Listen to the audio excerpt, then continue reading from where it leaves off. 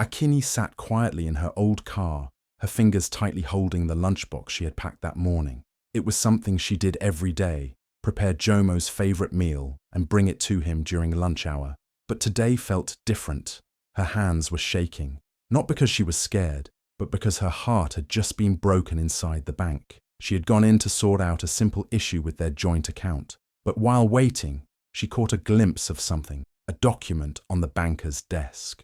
Her eyes locked on a name, not hers, a transfer confirmation for a large amount of money that belonged to both of them. But it wasn't going to her. It wasn't even staying in the family. It was being sent to someone else. She didn't shout. She didn't cry. She simply walked out, her mind spinning.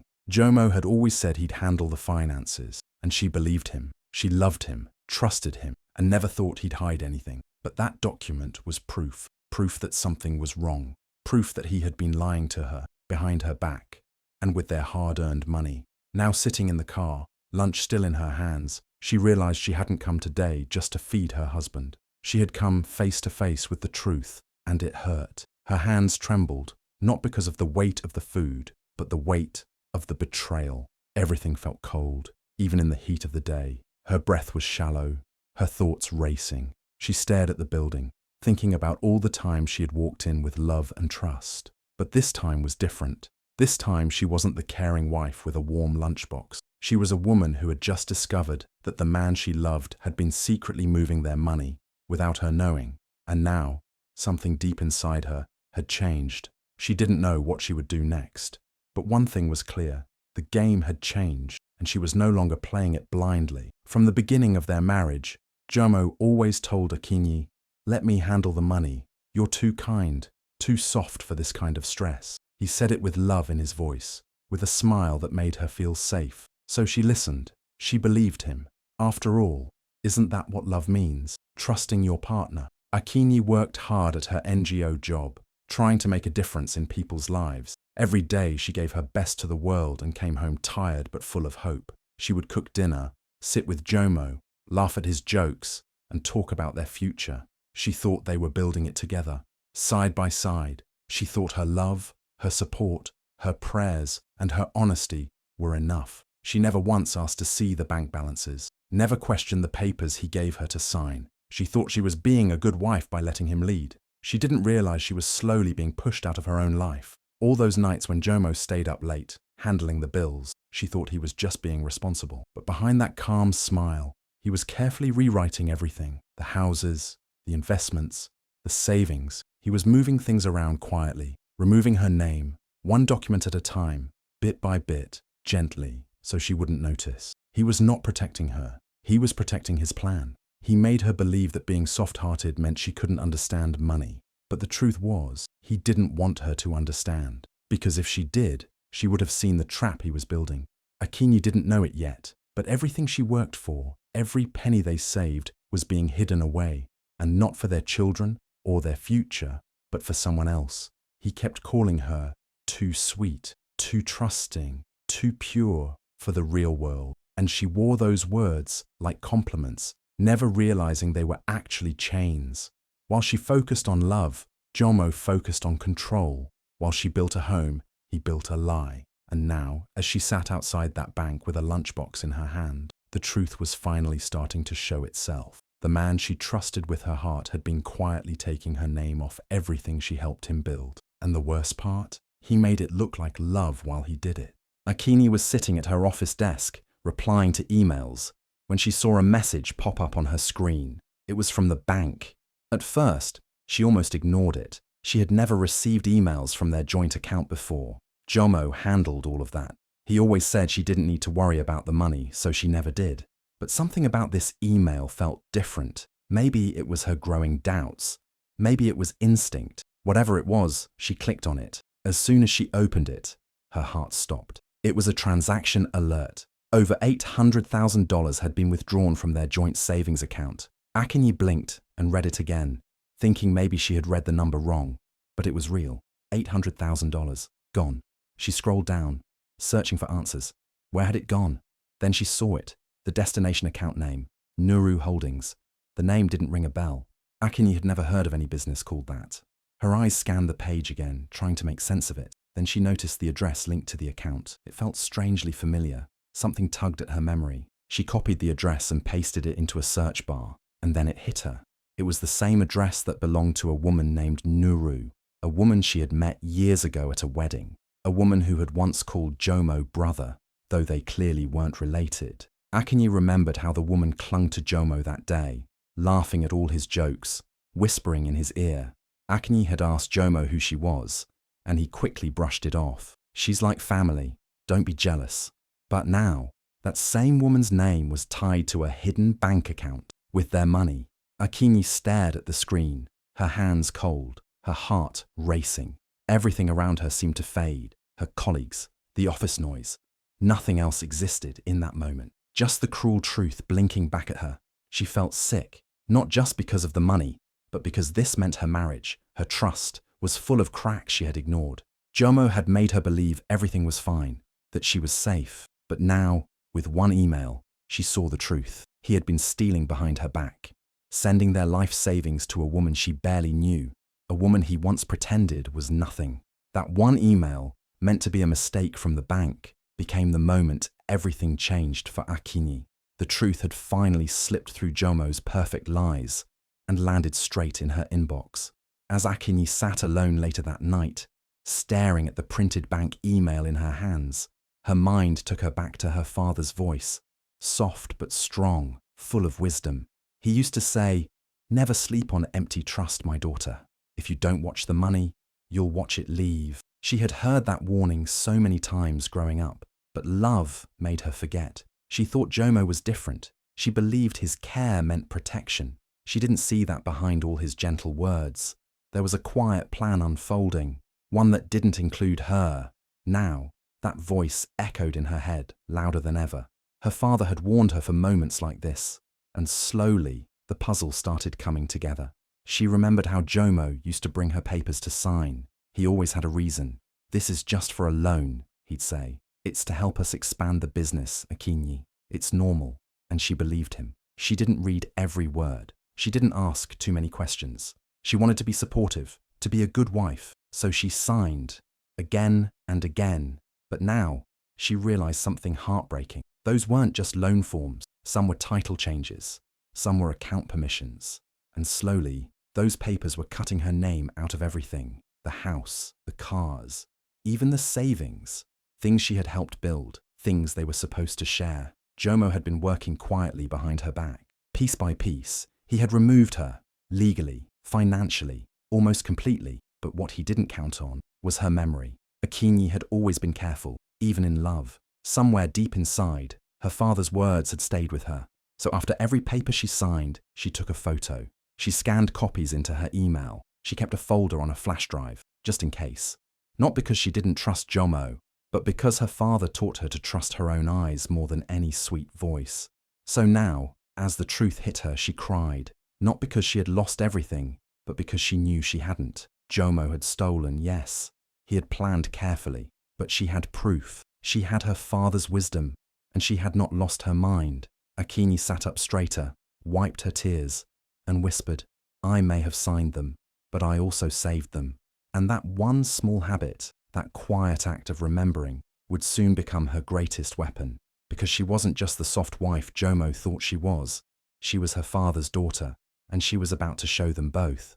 Akinyi didn't waste time. The next morning, she called the bank and asked for a private meeting with someone who knew how the joint accounts worked. She didn't want to talk to just anyone. She needed someone who understood the fine details. That's how she ended up sitting in a quiet corner office across from Mr. Bandala, the senior private banker. He was older, calm, and spoke gently, like someone who had seen many secrets before.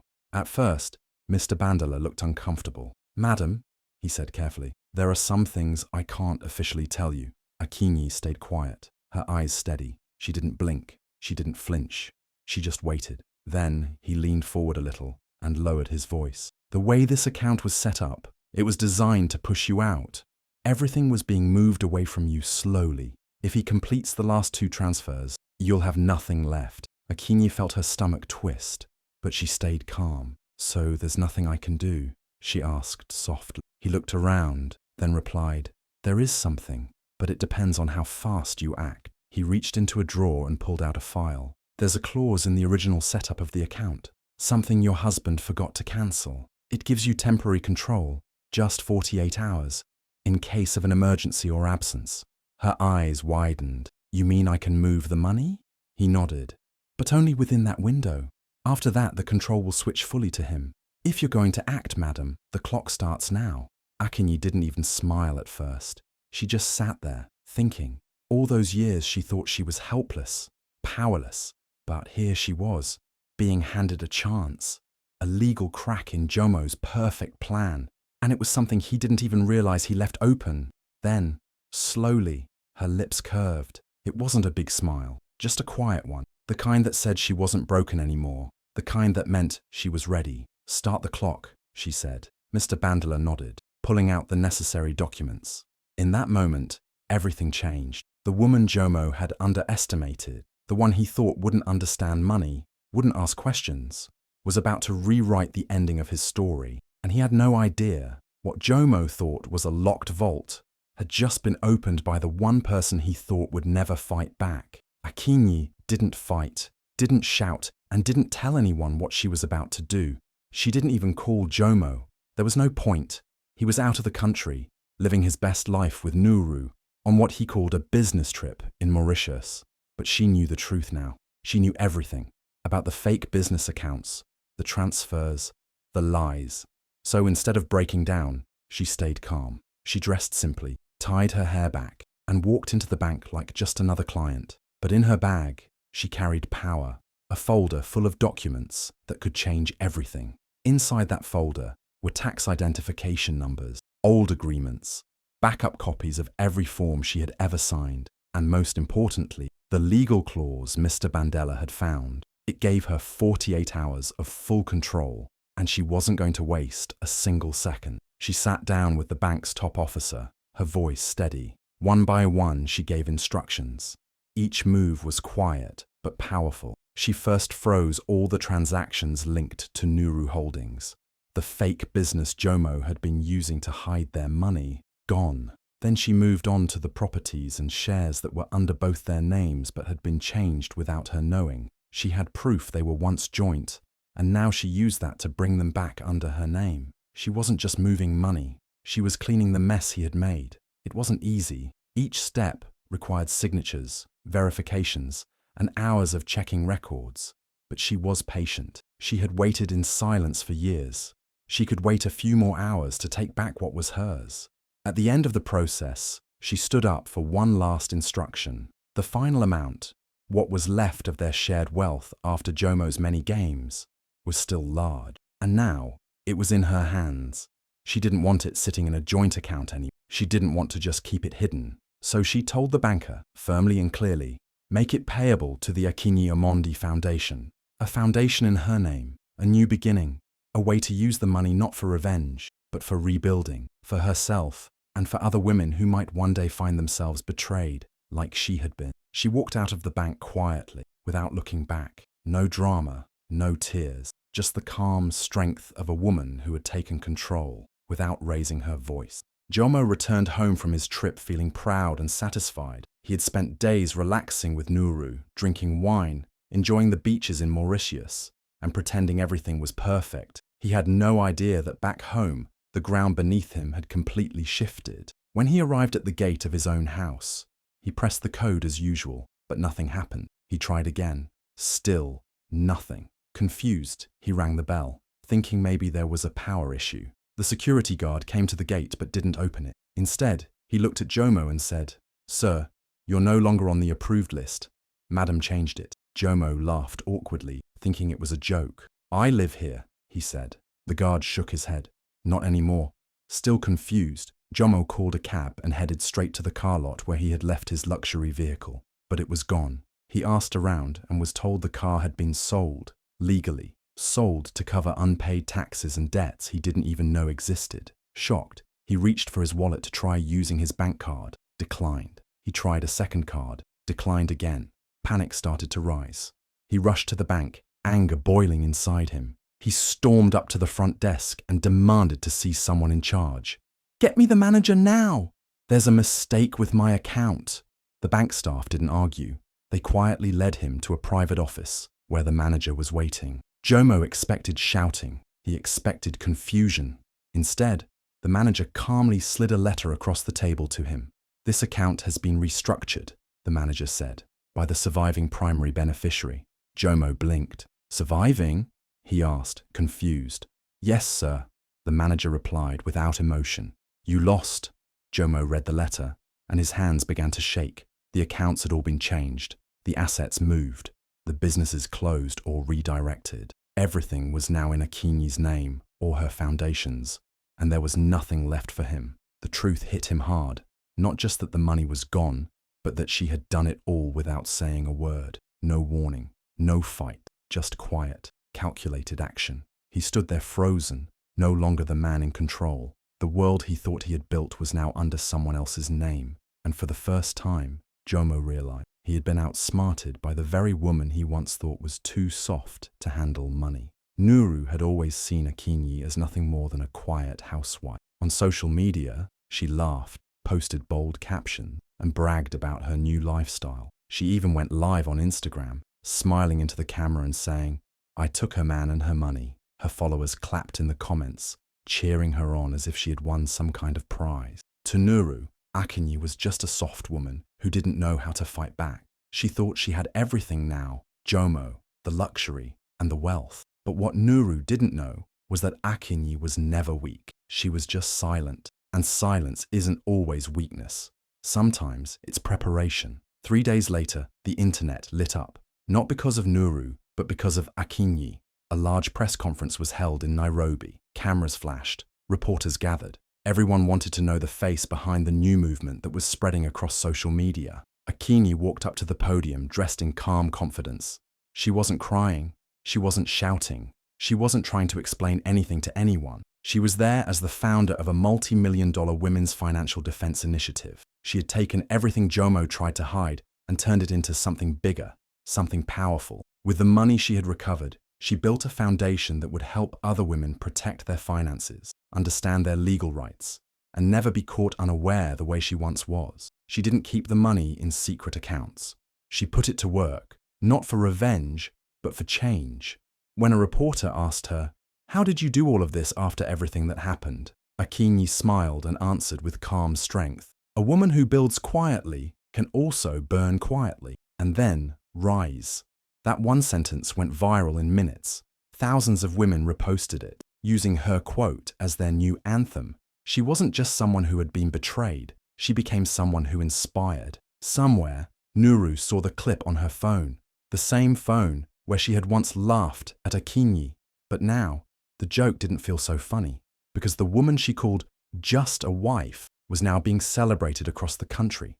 Akinyi didn't chase attention. She didn't argue online. She just worked quietly, acted wisely, and rose higher than anyone expected. And in that moment, the world didn't see her as a victim anymore. They saw her as a builder, a warrior, and a leader. After everything crashed around him, Jomo finally realized what he had lost. Not just the money, not just the house, but Akinyi, the woman who had stood by him, loved him, trusted him, and built a life with him. He tried to fix it the only way he knew how, with apologies. He sent her flowers, big expensive ones with long notes attached. He wrote letters full of regret, begging her to forgive him, to give him one more chance. He even sent voice notes late at night, crying, talking about their early days, how they used to laugh, how they used to dream together. His voice cracked as he begged her to remember the love they once had. But Akinyi didn't reply, not right away. She had already walked past the pain. She had cried her tears alone. She had sat in silence while he lied to her, and now he wanted to speak, but it was too late. After weeks of begging, she finally replied, just one message, no long explanations, no harsh words, just the truth. "I used to dream of growing old with you," she wrote. "Now I only dream of women learning how to never be me." That was it. And after sending that message, she blocked him. No second chances, no more listening to his lies. He had made his choice when he betrayed her. Now she was making hers, to move on without him. Jomo sat in his small rented apartment, holding his phone, staring at the screen. He had nothing left, The government was after him for unpaid taxes, over $900,000. His fake businesses had collapsed.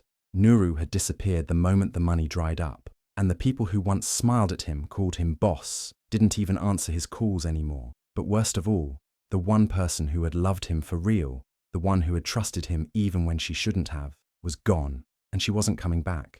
Akinyi didn't need revenge. Her peace, her growth, her strength, that was her answer. While Jomo sat in regret, she stood in power, and the one sentence she left him with kept echoing in his head, day and night. Now I only dream of women learning how to never be me. Because Akinyi didn't just survive the betrayal, she turned it into a lesson that would protect others long after he was forgotten. Today, Akinyi stands on stages she once only saw on TV. Bright lights shine on her face, and rooms full of people listen closely when she speaks. Not because she's rich, but because she's wise. She shares her story, not with bitterness, but with purpose. She talks about how women give everything in love but forget to protect themselves. She teaches them about things many never thought of, like love contracts, shared ownership, and how to understand the fine print before signing anything in marriage. She tells them gently, love is beautiful, but love should never blind you to your rights. Every time she speaks, more women rise, more minds open, more hearts heal. Akinyi didn't just win her own battle, she turned her pain into power for others. She no longer wears a wedding ring. She doesn't need to. Her smile tells the story now, the smile of someone who fell, stood up, and walked out of the fire stronger. She doesn't need to prove anything to anyone. She is living proof that you can lose everything and still come back even better. Meanwhile, far away in a small apartment with peeling walls, Jomo watches her interviews on his old laptop. He clicks on her videos, hearing the same voice that once called him love, now speaking to the world. He can't look away. Every word reminds him of what he lost. Not just the money, but the woman who believed in him, trusted him, built with him. He scrolls through photos of Akinyi shaking hands with presidents, speaking on TV, helping young women start businesses and protect themselves legally. He sees her face everywhere, in newspapers, online, and even on billboards.